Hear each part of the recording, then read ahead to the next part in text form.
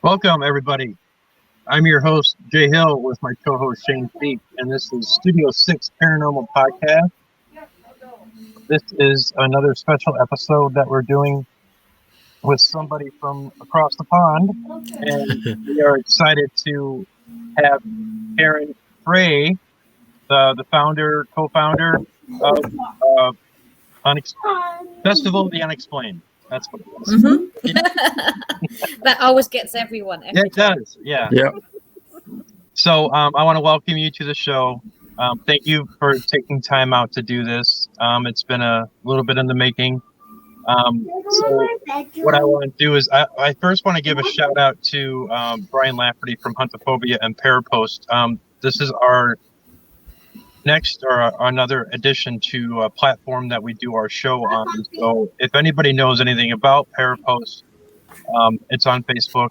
It's actually a media, and it's an app that you can download that you can connect with people in the paranormal, kind of like Facebook. And Brian is Lex and Taryn now, who has joined the ranks of that, and it's just fantastic. So if anybody doesn't know who it is, then you should probably check out Parapost. You can check it out on Facebook, and you can check it out on Google Play or Apple. So having said that, let's get started. And welcome, Karen. And I'll let you go first. Let's talk a little bit about what you got going on with the Festival of the Unexplained. So it's happening here in the UK, in the West Midlands. Well, in the Midlands, in the middle part of England, basically. It's a 3-day, 2-night convention. No, actually, it's a 3-day, 2-night convention, and then we've got a separate ghost hunt as well on the Sunday. That's cool. So, I've been doing this kind of stuff for about 5 years, but relaunched last year, basically, and did loads of free online full weekend conventions during the lockdowns, during the whole COVID thing, and then this weekend convention was basically born out of that. Wow. So, talk a little bit about some of the things in the paranormal with the festival, like who you have coming and some of the events that are going to be planned for that. So we have Mike, Brandon, and Chris from Haunted Towns, the Ray Chasers. Okay. We have Patty Negri. Oh. As well. This is where my brain goes blank every time. Daniel Class from the Hinsdale House. Yeah, that's a cool place. Yeah. I've been there. I'd love to go there. Then we've also got Maria Schmidt, who's the world's largest ghost hunt founder. Okay. And then who else we got from Rob Thompson from the Ghost Finders, who's coming over. And then we've got a few people from the UK, ufologists, cryptozoologists, historians. And we've got about 13 speakers altogether. Wow. Over the 2 days. Okay. How long would you say that you've been involved in the paranormal? So I've been investigating since how many years now? 5, maybe 6 years now, I think. Okay. Cool. Not as long as some people out there. I know some Right. people Longer than me, so. Was there something in particular that you had happen to you that got you into it, or is it just something of general interest? I work mediumship wise, and I've always done that. Okay. And had an opportunity to go to an investigation locally to me, and that was it. One night, and I was hooked. Right. It doesn't take much. Literally, one evening, that was it. I was like, right, when can we go to the next one? And talk a little bit about that investigation, if you want. What were some of the highlights of that investigation that you really kind of hooked you into that? I think it was the people, it was the experiences. I'd never used a board before, a Ouija board or anything like that before. I hadn't really used like the equipment and stuff like that because obviously I'd never done one. So it was just quite interesting of actually how it's done. I've watched TV shows and everything like everybody else over the years. Sure. But watching something and actually going to something are totally different. Yeah. Oh yeah. You know, you've got filming for, I don't know, a day or two for 45 minutes of footage. Whereas in an investigation, if something happens, I always say, like, if something happens, fantastic. If it doesn't, well, let's just hope we all had a great night and we all go home happy. Right. Right. Yeah. So you were talking about a little bit about, you said that you're a medium, I'm understanding. Mm-hmm. Okay. Yeah. Talk a little bit about with us some of your experiences with that, or how long that you've been involved in the mediumship. On and off since I was a child. Okay. But then probably in the last 15 years, I was thinking how old I was then for a minute. So probably the last 15 years, I've been doing it a lot more. Like I do one-to-one readings and stuff, do platform nights, work on investigations. Not always, because not everyone likes a medium on an investigation. And if you've got public as well, you know, I feel that they come for an experience, not just to listen to me waffle, as is the way I put it. Right. But yeah, I've kind of linked in for spirit for a long time, basically. And I used to pick up on information, and I used to see things and have different like experiences and stuff. And they say sometimes it kind of leaves and comes back. It doesn't so much leave and come back. I went through my teenage years and I was like, yeah, don't want to do this, you know, not interested. Everybody just thinks I'm weird, you know, just been there, done that. So I can totally relate to that.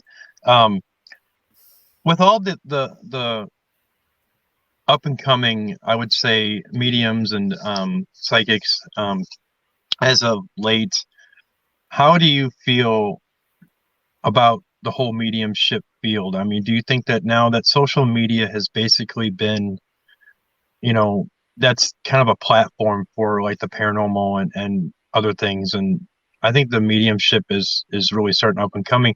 What are your opinions on some of the people claiming and going through, you know, social media saying, you know, I'm a psychic medium, I can do this, I can do that? I mean, do you think that it's kind of saturated? I feel it's like I went, it was yesterday. I just scrolled through Facebook quickly yesterday, I think it was. And every few posts now, you've got somebody either offering readings or offering their services and so on. But whether I see so much of it because I kind of follow that type of stuff, or whether it is the fact that there is a lot of it out there. Mm-hmm. I've done like live readings and stuff on Facebook and different platforms and things at different times. Not very often. Not very often at all. I did one in January and I haven't planned to do another one anytime soon. Right. But yeah, there seems to be more and more people coming out and saying, not just saying, but a lot of people coming out and saying that they can read and so on and offering readings and everything. But I do feel like the past probably 18 months, it seems to be like mainstream online on everything. Yes. Yeah, I've noticed it. My feed is filled with people with new stuff and, you know, hey, I'm a medium, you know. Yeah, you kind of take that with a grain of salt. I mean, not to say that, you know, these people who claim to be aren't. There are some people that are scammers out there. There are some people that are fake, and this and that. I mean, we've ran into that as of late. It's affected quite a few different people that I know.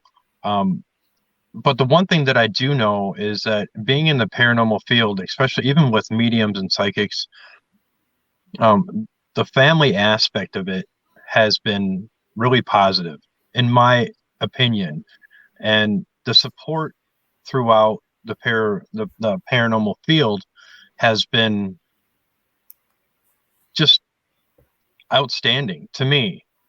You're gonna have all these other people, claiming this or claiming that, but you surround yourself with positive people and this and that. And I think that this show has, and meeting people like you and other guests that I've had on the show is a testament to what we do, and to educate people and to let people know what's going on in the paranormal, and different ideas and different things that are happening. So having said that, do you do a lot of interviews, or do you have friends that do podcasts, or other shows, or this or that? Yeah, well, I used to through lockdown, I actually set up a network myself. And we had multiple different shows, different people, not just UK, but America as well, doing shows on all sorts of different things. And then after all the lockdowns and everything, I decided, got to a point, I was like, I haven't got the time to dedicate to this anymore. Yeah, we understand. So, and we were having, I can't remember how many, about 7 different shows a week or something. Wow. I think we literally had one every day. So it was much. just, it was too much. It was a lot of work. And even people don't realize, it's like even just doing the posts out online and advertising the event and trying to get it out there. And then Facebook stops everything because it's like, oh, you're spamming groups. Oh, no, yeah. I'm trying to share multiple different things, but you're not allowing me to. So now I'm spamming. So now I'm on a ban. Yeah. And it kind of, I got to the point I was like, you know what? I'm fed up of these bans. I'm just going to give up. I've had enough. Fair enough. Right. Yeah. One thing that I've noticed too on Facebook is that there's a lot of trolls who like to report people because of something they don't like or whatever. And it really has nothing to do with them. But you're going to get that everywhere. I mean, even on Instagram or even Twitter or whatnot, it's a matter of, sometimes you're just trying to roll the dice and say, okay, I'm going to do this show and I'm going to have this. I thank God I've not had anybody report me for anything, because I don't know, but I'm glad. But and I say that now, but I've had it happen a few times. Yeah.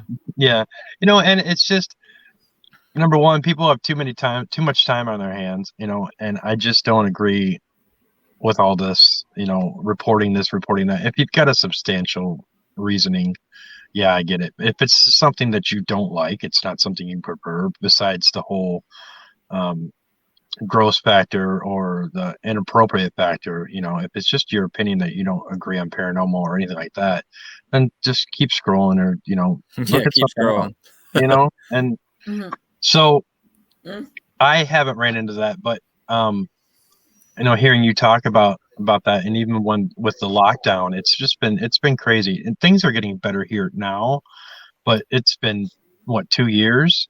I mean, it's just things are crazy. People want to get out of their house. People want us, especially in the paranormal field, they want to start investigating. They want to, start putting up their events. They want to do this, and I try to post and try to, support and share people's events and this and that. But it's just the fact that there are so many people out there that don't like that try to inject their opinion, which you're going to get everywhere, but with the paranormal field, I think is, like I said, it's one big family. So, with you, I don't know exactly how the paranormal field kind of differs between being overseas to being in America. I've never been over there. So I Is it different? Is it more of still a family, or is it do you find that we run into kind of the same gamut of things over here? It depends. You've got different groups that hang out with other groups, teams. Then you've got people that just go out and do their own thing. Mm-hmm. Yeah, that's and me. Don't get involved. Yeah. So yeah, you just get your different. You get like your little pockets of people. Right. Then Right. that's how I put it. Right. Yeah. I think we have some of that here too. We have quite a many different little pockets, but I think it's everybody knows somebody. You know what I mean? So it's kind of like that's why it's just, and getting rid of my stuff on my Facebook page that was basically all friends that I had that were all into politics, and I was just tired of it. I said, this is not who I am. Yeah, I did the purge. I got rid of a lot of the political and then I filled my page with people, paranormal people, like-minded people, and to each his own. I mean, people want to do all that other stuff. That's on them. But it's just, I really believe in paranormal, the paranormal teams, and even the field itself has been coming together, but it's also exploding too. Have you seen a surge in? I wanted to ask this earlier. Have you seen a surge in like energy shifts, or being a medium, like energy shifts, or an increase in paranormal activity? I see a lot of people have said this, and they've asked this question. Not so much asked this question directly, but it has been something of a discussion, because obviously through the lockdowns and everything, and no one going out, and everyone was like, "Oh, do you think it's gonna heighten up more?" Mm-hmm. But then you're stuck in the same room with it. You can't leave. Yeah. But the thing is, it's personally though, when going to locations, what people remember is those locations have not always been investigated. And that for many years they were probably left dormant and nothing was going on, and nobody was going in there. Okay, I understand from the aspect of going in and people being in and out of there week in, week out, to then there being nothing again. Right. And no one going. Right. But it's no different to what it was before. Right. Does that make sense? Yeah, no. So like, have you been on an investigation recently, or? Yeah, did one last weekend. Okay. Awesome. Did you have some good finds, or was it just a kind of normal? It was interesting. We had different things come through Spirit Box. We had, funny because we tried the Estes method, and we had 3 different people do it, and we got nothing. That's normal from any of them. We've tried it. It's pretty normal. I guess I'm a little behind the time. What is the Estes part? That's basically where one person has the blindfold and the noise canceling headphones, and then they're usually in another room or sensory deprivation. Yes, yeah, that's what it's called. I guess I just never knew what it was called. Yeah, we've tried it. A lot about that. We usually don't get anything, so I'm not surprised. Mm-hmm. We've done it before in locations, and we've been getting that much stuff come through. We've had to switch out the person. But yeah, last week, literally nothing. Literally not one word or sound or anything. And it's like a lot of the guests and things were taking photos and videos, and they had some different things come up in their photos and their videos. Mm-hmm. And I'm not really a person for orbs and that sort of thing. Right. Yeah. But they were interesting videos that these people caught. Yeah. Yeah. That's cool. Because there was nothing there, then there was. Same with the pictures. Obviously, as you guys know, you take multiple pictures straight away, one after the other, with no gaps, literally just snap, snap, snap, snap, snap. and 2 different people, or I don't know, it's 2 or 3 different people took photos, different areas, and they all picked up on different things. Mm-hmm. That's pretty cool. It doesn't look, you can see, and it's not, I generally don't believe it was us. Same with the videos, I generally don't believe it was us, because you could see dust on the video, but this was nothing like the way it was moving, the way it was traveling, the size, the shape, the light, everything else, compared to like the dust that had just come down moments before, and it was going in a completely different direction. Oh. I know a lot of people don't believe in them, and I'm not 100% convinced myself, but Yep. Right. it was good evidence. I went to a Masonic temple last night. I got home at 4 a.m. this morning, so that was a pretty good investigation. We didn't get too much; it was pretty quiet, but there's some strange stuff in those spaces. I can tell you that. Yeah. So with the Festival of the Unexplained, that kind of ties in the whole like the paranormal family type thing. I mean, how did you get in touch with the Wrath Chasers? So all the people, pretty much all the people that are speaking at the convention, did my online festivals during lockdown. Oh. So I interviewed them all for those. The first 2 we did like the 36 hours and 42, and the last one we did, I think, was like 52 hours straight, and we raised money for charity. Wow. For that one. I can't remember, actually. I think I just reached out to them and just said, I'm putting this on. Would you be interested in taking part? In kind of like doing an interview. I think it was kind of like how it came about in the first place. I thought, well, don't ask, you don't get, Right. Yeah, pretty much. Yeah. But they're great. I can't wait to meet them. Right. In a few weeks. Not long now at all. It's getting closer and closer very, very quickly. But I'm really looking forward to meeting all 3 of them. They just make me laugh. I just think they're funny. Yeah. But they're serious when they need to be as well. But they're just they're genuine. Right, people. right. That's what I like about them. Right. And like Patty messaged me the other day and said she can't wait to meet me. I'm like, are you mad? I can't wait to meet you. I don't know why you're excited to meet me. You're exciting, Yeah, right. See? Let's talk a little bit about you're also part of the Haunted magazine? Yeah, I'm the advertising executive for Haunted magazine. Wow, that's cool. Just before lockdowns again, so not last year, before. Andy and Paul approached me and asked me if I'd be interested in signing the advertising space for the magazine. I love the magazine. I've been reading it for a long time, and it was, didn't even have to think about it. I automatically replied when they asked. My automatic response was yes. When? What do we need to do? Right. But yeah, the magazine is like in so many different places now. Right.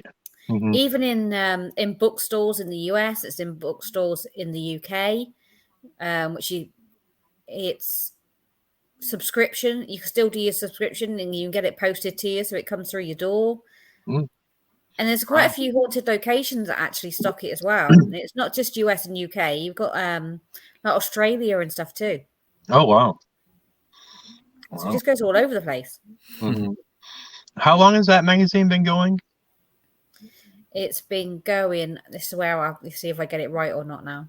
I think it's been going for about 8 or 10 years. Oh wow!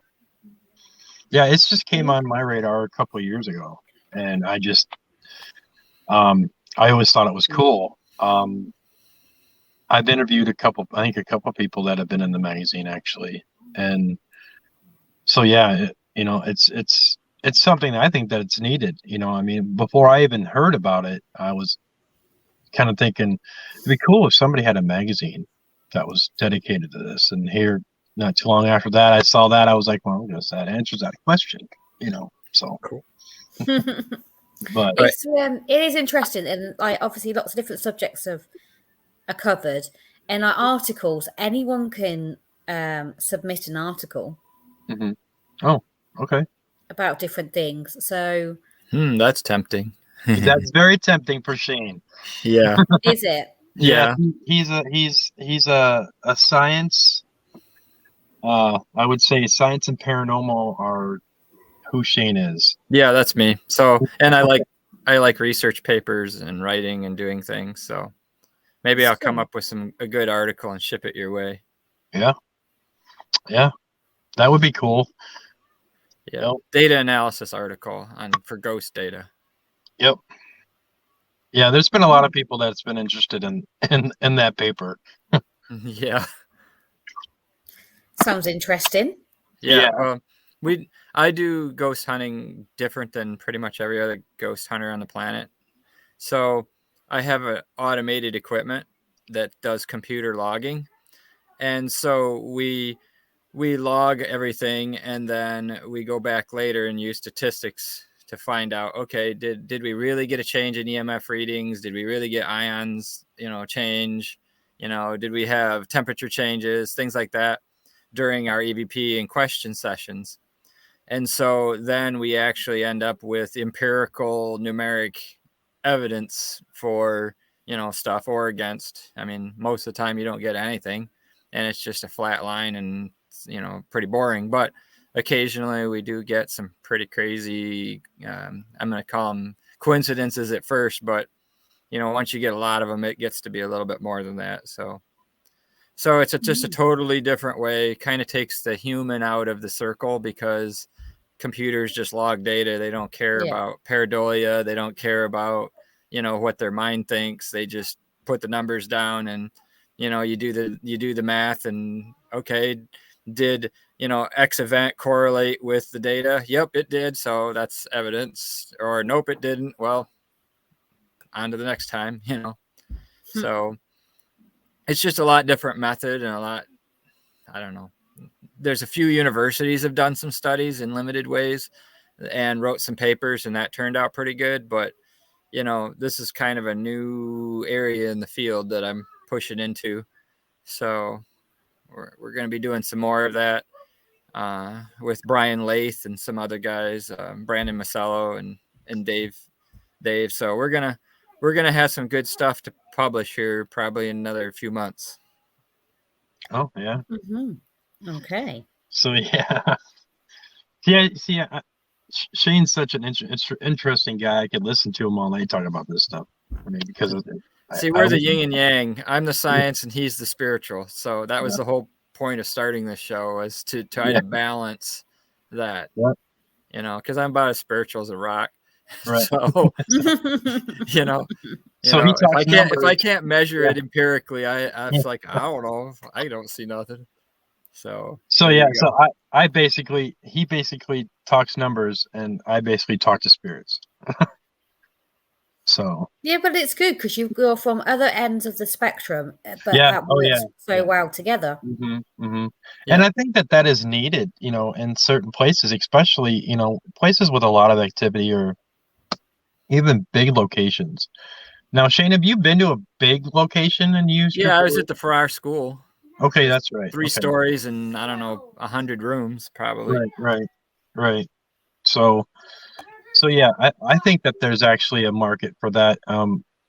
There's different people that like you said, like you investigate differently, and I think that there probably could be some more people that would want to investigate more like Shane does. You know what I mean? And more of the whole numbers and all that. So and if you want to see what some of it looks like, if you dig back through our episodes, you'll find the Tech Talk with Shane.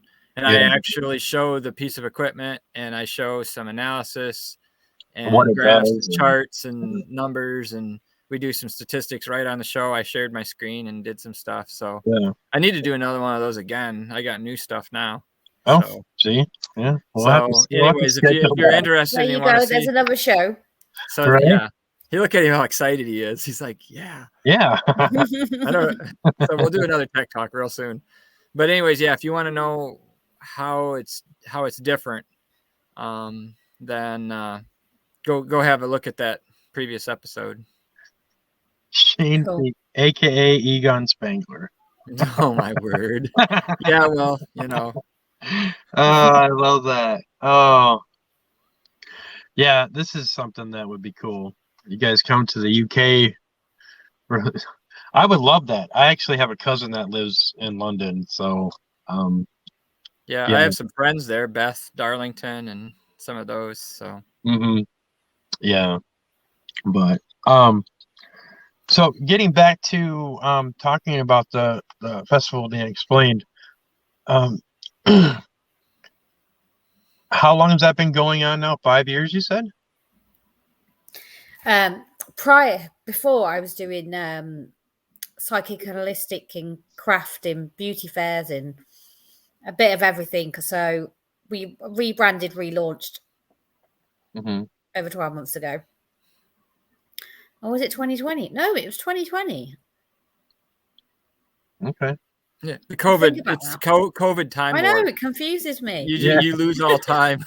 Right. Since you don't go anywhere or do anything. With COVID, you just kind of want to erase those 2 years and just be done with it and just throw it in the trash and say, can we just start over? Yeah, can we just do this again? Yeah. Can we just have a rewind and right. do a Let's repeat? rewind back to 2020 and and call it that. I'd like to take 2 years off my age too. Yeah. Yeah. I think it's wrong. Yep. You're 100% right. I'm not happy about that. 2 years, you're not been able to do anything, so you haven't been able to celebrate. So yeah, I think I might do the same. Yeah. Now, I usually ask people who are in the UK when they're paranormal investigators, have you investigated a castle yet? Yeah. Okay. No fair. Yeah. I don't have a castle. They don't have castles here. No, we're I not know. cool enough. We aren't old enough. Yeah. To have castles. Yeah. To me, I mean, that is probably some of the, I don't know what it is. I have a love for castles, especially like in Scotland and Ireland and all that. I mean, it's just, yeah. Have you ever been to a location where you found a lot of information and you really didn't know what to do with it? Not for a long time, to be honest. Not for a while. Not really been anywhere that's kind of really stood out that we thought, wow. This place is going to be epic. And then it turns out that it's really not. Yeah. Yeah, more often than not, that kind of tends to happen.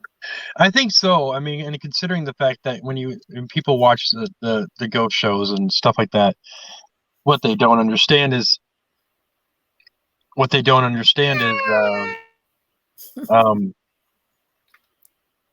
cramming everything into 1 hour and investigating for 8 hours or whatever it is. There's a lot of dead spots. I mean, there's a lot of spots that you're gonna be sitting on a floor in a dank basement or in a room and nothing is going to happen for hours. And that happens to me all the time. Yeah. So, or you don't know about it till you get home and you go and look at the data. You're like, oh, stuff was going on, but I wasn't paying attention. Yeah. Or I used to try to do the EVPs right away, but even then, I just so Karen, being an investigator, what kind of equipment? Like, this is Shane's favorite question. What kind of equipment do you guys use? Voice recorders, spirit radios. Got an obvious 3 and 5. Music box. K2s, like the normal stuff that everyone has. Boards. All sorts of, I'm trying to think. Got a dog. Okay. That's awesome. That's a new one. Okay. Well, not a real dog. It's literally. Oh, okay. I'm thinking, man, I guess the animals can sense spirits. Maybe this would be good. Yeah. I don't think I'll be brave enough to do it. No, it's actually a children's toy, and it's a sensor. That's been fitted to be a sensor. Yeah, that's cool. Mm-hmm. Trigger object. Yeah. But yeah, no, it's literally just a child's toy. It hasn't been changed or played with or had anything extra put in. It is just a child's cuddly toy. Awesome. And if you put your hand in front of it, it will sense it barks. Or That's you cool. press on its back, it will bark. Oh, we need to get one of those. Yeah, no doubt. So it's just I'll wire it into my sensor board. Right. It's just something different in shockingly and surprisingly, it has actually gone off in the past. Yeah, I don't doubt it. I get motion sensor hits sometimes when nobody's even in the room. So it's not impossible. Right. Now, Karen, do you have any activity where you live?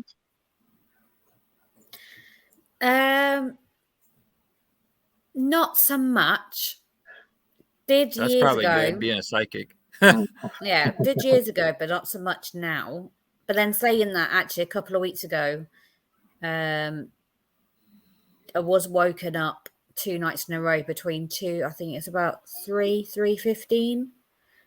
Somebody stomping around up the stairs, either stomping up them or stomping down them. I was not impressed with that in the slightest. I was not happy. I was like, I don't care who you are or what you want. Now is not the time. Right. There you go. Leave me alone. Yeah. And then it happened the next night around the same time. I was like, oh, you got to be kidding me. Come on, give me a break. I'd be putting my sensor board on them stairs. I'd be figuring this out quick. I didn't even think about it. I was just kind of like, no. Well, I'm sure if you're immersed in it all the time, your natural tendency is just to ignore. Right. Yeah, I am lucky enough to where I live that I don't have any activity like that. Every other place that I've ever lived in has had something, and yeah, it got old after a while, but now I can sleep through the night and I'm not awoken up but I have been able to stay in like different hotels or over the years, and when some of them hotels are just occupied by so many different people and that energy that's in there, yeah, that's kind of freaky. I stayed at a hotel once that actually Frank Sinatra stayed in.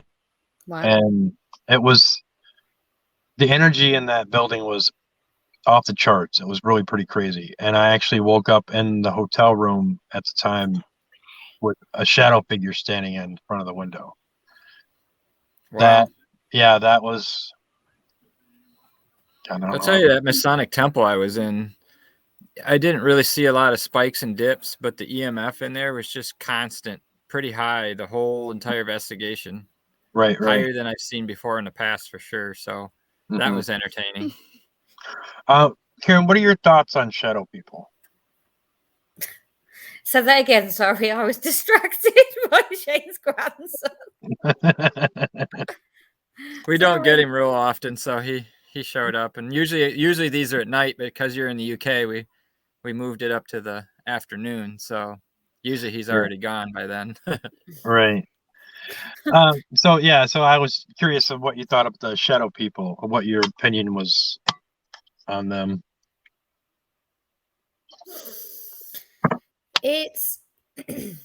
I've actually done workshops and stuff about them with various different people, and it's I don't know, it's the honest truth. It's obviously when you work mediumship wise and you work for spirit and you see figures and you see people and everything else, that's completely different. So it's an awkward one. Yeah, I have the same. I have the same kind of opinion. I'm not sure what to think either way. I mean, I think it can be a collective of things. And so I always want to propose that question to people I talk to because I'd like to get their take on it. And because to be honest with you, really don't know either. So it's one of those things we just don't know. Right. Right. Some people I've talked to have said that they're for sure this is what it is, but it's like even then I know that I don't get that sensation, that feeling. You know what I mean? I have noticed now that I've been doing a lot more of dark photography, like without any flash, without, where you're taking, 30-second, minute and a half long exposures in very dark locations, that most of the shadow people kind of just disappear. I mean, because the camera can see so far into the shadow, then you realize, oh, that's just because there's a lampshade near the window and it's casting a shadow at night. I mean, you can see the things that you can't, your eyes see it and like, wow, something just moved in the corner and it's dark and it's shimmery. But then you turn the camera around there and you put it on a long exposure so you don't have flash, and all of a sudden you're like, oh yeah, it's just the tree outside. Or I mean, you could start to see the shapes that your eyes can't see that much light. Of course. One thing, this is the craziest thing I've started doing, and it probably sounds out there, but I've actually got a small pair of compact binoculars, and I will actually use them inside. I found some that focus pretty close. And so if you're in a large room and you see something happen, you can grab them and look really quick. And of course, most of the time, the added light gathering and the zooming up effect, you immediately realize, oh yeah, it's just something, or, like that. So that's an interesting low budget thing that you can add to your kit and even use indoors. So, Well, cool. Yeah. So when we're going back, we're talking about the shadow people and this and that. I mean, and not realizing or really knowing what they are or who they are and this and that. I've had a tendency to notice too that people, what is it called that when people, I can't remember, when people think they see something and then your brain turns into saying this is what you're seeing. The pareidolia. Yeah, that's what it is. Yeah. I think same thing with your ears. Your ears hear words that your mind wants to hear. So yeah. It's the same like when you say like, excuse me, it's like playing back EVPs and stuff like that. Yep. Same exact thing. Yeah, sometimes it's like must be tea time. Was it that, or was it just gobbledygook? Was it nothing? And your brain is just saying it's that word. And then you've got the I'm trying to think of the right word now. I can't think the word's gone out of my head. Where somebody will say it's this, and then you've put that in their head. So then, yeah. So that's what it was. Yes. I heard that too. That's what I heard. Confirmation bias is the term for that. Yeah. Well, and the best thing to do for that is if you have a piece of evidence, an EVP evidence, and you've got 5 people in the group, and you go to each and every one of them and say, listen to this and tell me what you think it is. And then, then just say, hey, this is what I think it is. And tell them a different word every time to see if that actually works. You know what I mean? So then you go back to these 5 people and they're like, it said this, this, and this. And then, so that would, either debunk or confirm your kind of that bias, Yeah. Sometimes we do that during our EVP sessions, but the way we do it is we break our team into 2 pieces. One group does the EVP session just like normal, records on a voice recorder, and then somebody goes in real quick with Audacity or whatever and cuts out just the answers to the questions, but not the questions themselves, and just labels them 1.wave, 2.wave, 3.wave, just label them generic. Then give them to the other team and tell them, okay, play each of the wave files and write down any words you hear in there. And then when you come back together, you basically have the questions on one side and the answers on the other. Then you can compare. Did the questions equal the words that the second team wrote down? Right. And if they do, that's a really high confirmation. If they don't, which 99% of the time happens, then that takes most of the confirmation bias out of the picture. Right. So, right. No, I wish more groups would do it. That's I was just going to say. I think that needs to be done more. You know what I mean?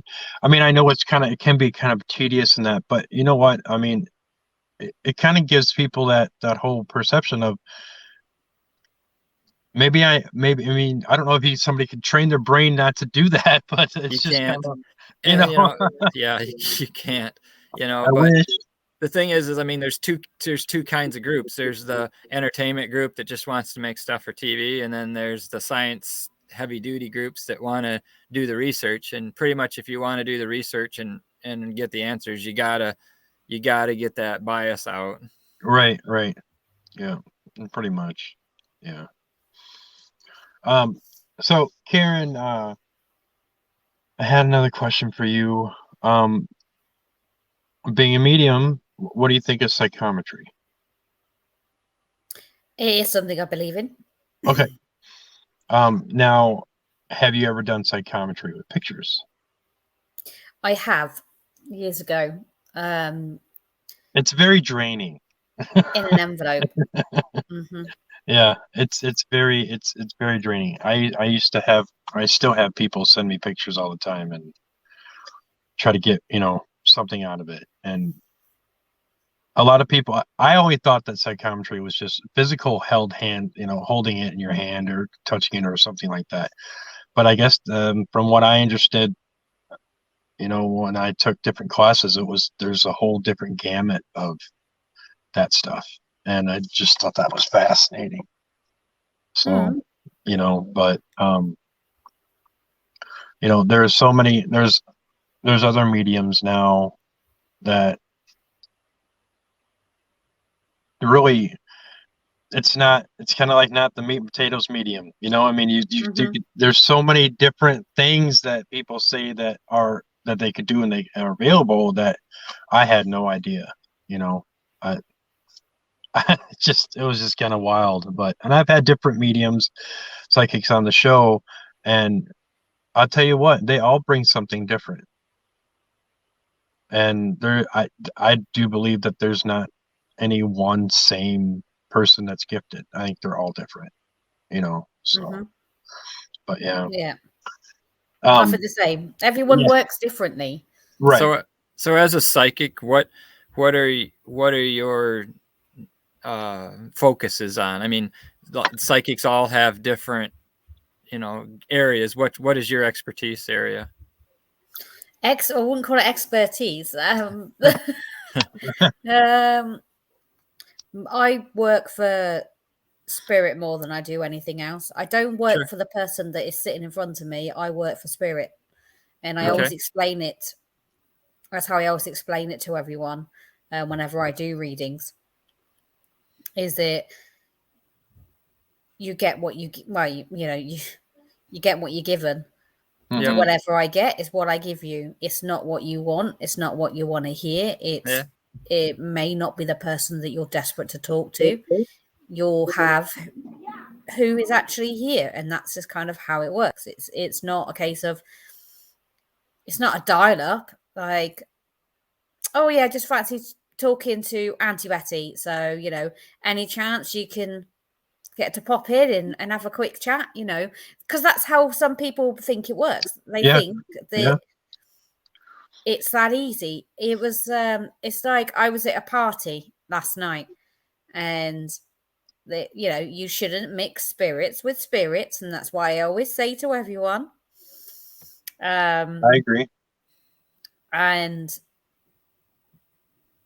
I think there was like 3 or 4 people that I landed up speaking to at the towards the beginning of the evening. Like, oh, what, you do that? That's mad. We didn't know that. I'm like, oh no, that's it. And then now. the floodgates opened. Mm-hmm.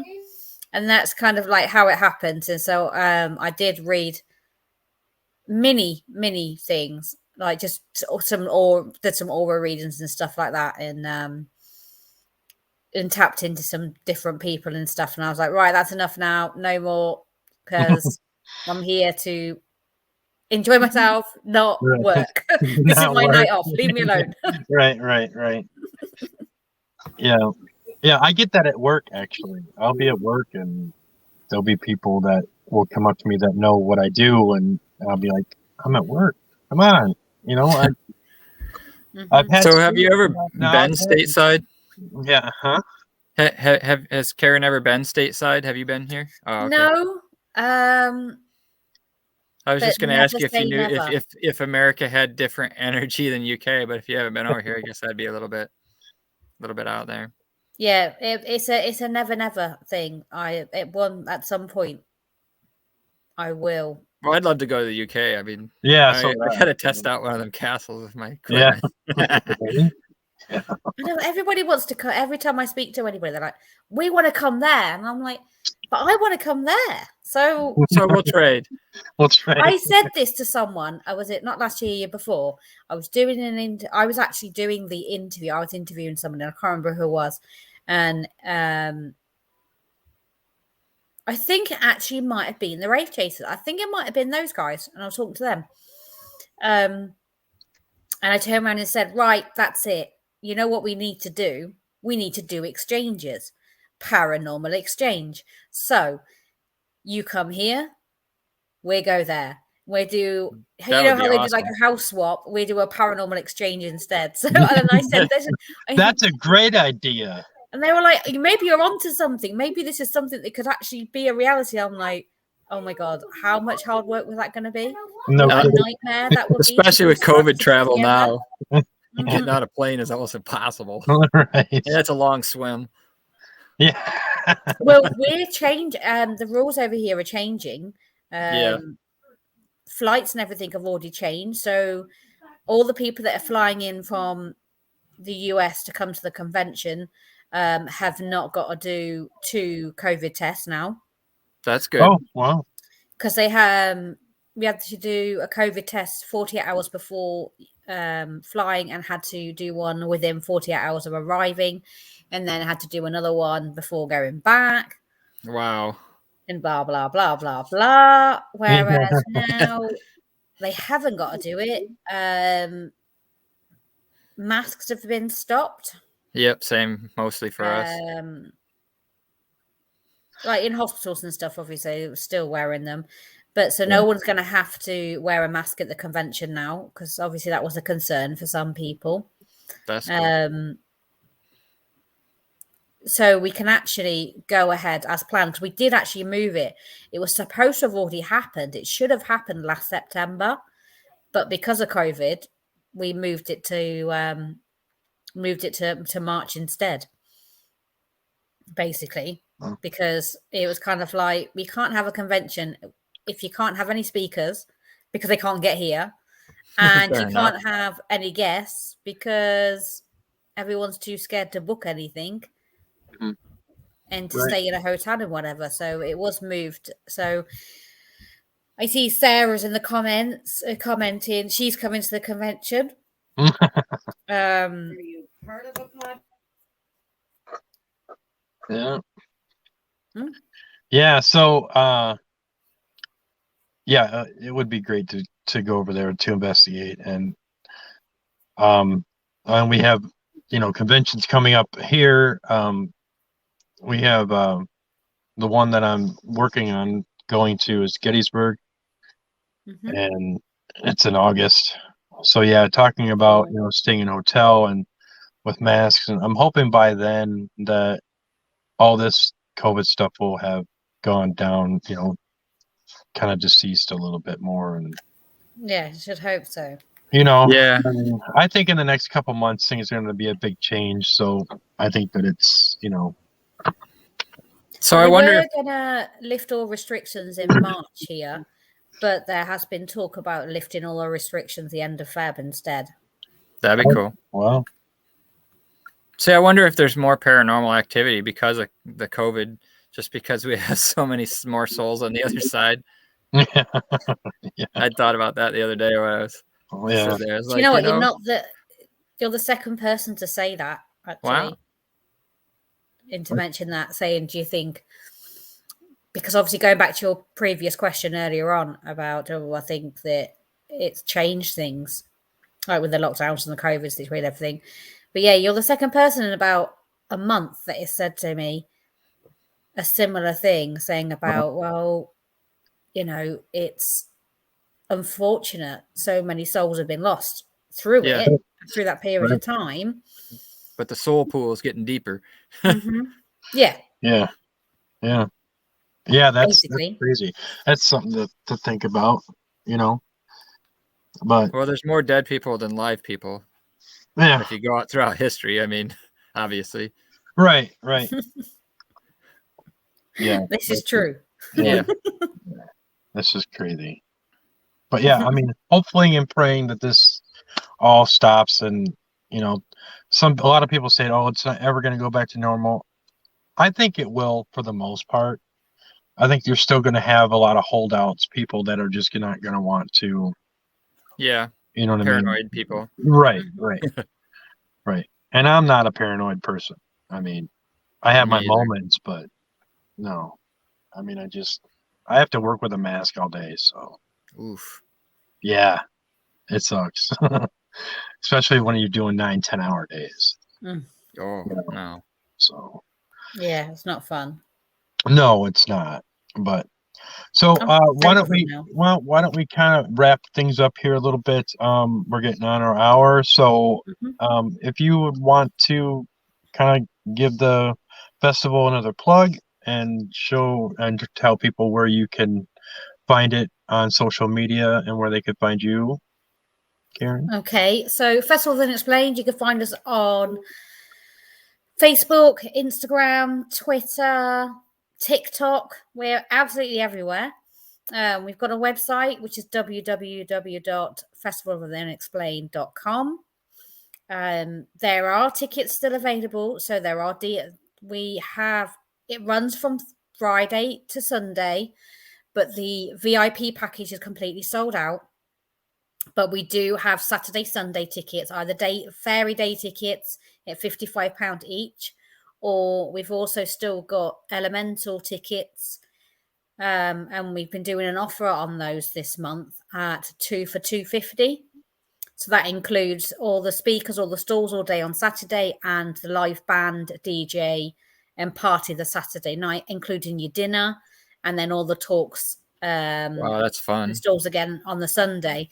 So we have been running a special offer of 2 elemental tickets for £250. Doesn't include accommodation. That is separate. It is a spa hotel, so when you stay at the hotel, you have access to all the facilities in the hotel. So the sauna, jacuzzi, steam room, pool, gym, so on, so on, so on. So you can have a load of fun, paranormal fun in ufology, in crypto, in witchcraft, and all the rest of it. And then you can go chill too. So you can have, there's a little bit of something for everyone. That's super awesome. Yeah, it is. Yeah, so, if I could get there. Yeah, no kidding. So yeah, the Friday we go to 2 historic locations, and we've got 2 historic tours. So that's just the VIP ticket holders, and all of the speakers will be in attendance. So you'll spend the whole day with them. We'll have a light lunch out together. Then Friday evening, we've got a meal. We've got ghost stories with Time and Entwistle from about the Pendle Hill Witches. And then Patty is ending the evening for us with a seance with the whole group. So that's with the public and all the speakers. A little table tipping going on. So yeah, well, you never know. So yeah, there's so it's 3 days, 2 days. And then we've also got the ghost hunt tickets. We weren't going to originally do one, but then because of people were like, oh, we want to investigate with these people. We're never going to get a chance to meet them again. It's like a one-off opportunity. So we have got ghost hunt tickets for the Sunday night, which is a separate ticket. And that's also available on our website. And they're $85, but you get to investigate with Patty, Rob, Dan, Mike, Chris, Brannon. Unfortunately, you get stuck with me too because I'll be there. But you can't have I don't everything. think that's unfortunate. Yeah. There's always a downside to something. Yeah. So come and join us. Yeah. Yes, this has been a lot of fun. Thank you so much for coming on and talking to us about all this stuff.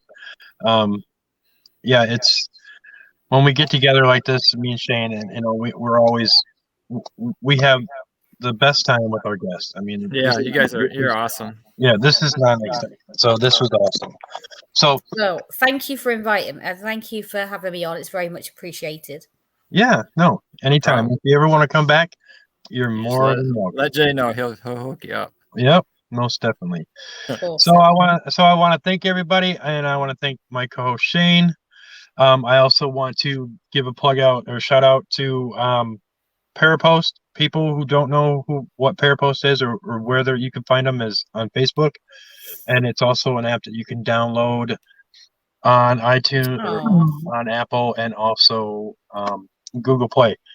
Check it out. It's pretty cool. This is our new one of our new platforms that we're streaming on, and we'll be doing a lot more on this. And we want to thank Lex, Brian, and Taryn for this opportunity for us to do this. So again, until next week, we'll see you guys later.